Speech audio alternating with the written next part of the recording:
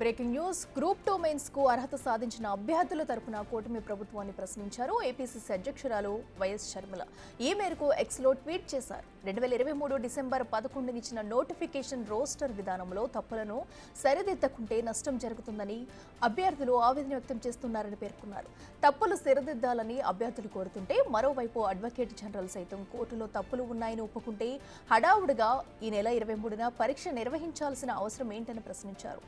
APSC మొండిగా వ్యవహరించాల్సిన పరిస్థితి ఏంటని ప్రశ్నించారు. రాష్ట్ర వ్యాప్తంగా రోడ్లపై అభ్యర్థులు ఆందోళనకు దిగుతుంటే పట్టించుకోరని ప్రశ్నించారు.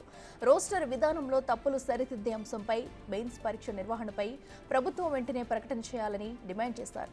ఆందోళనలో ఉన్న మెయిన్స్ అభ్యర్థులను పిలిచి చర్చించాలని ముఖ్యమంత్రి చంద్రబాబును కోరారు.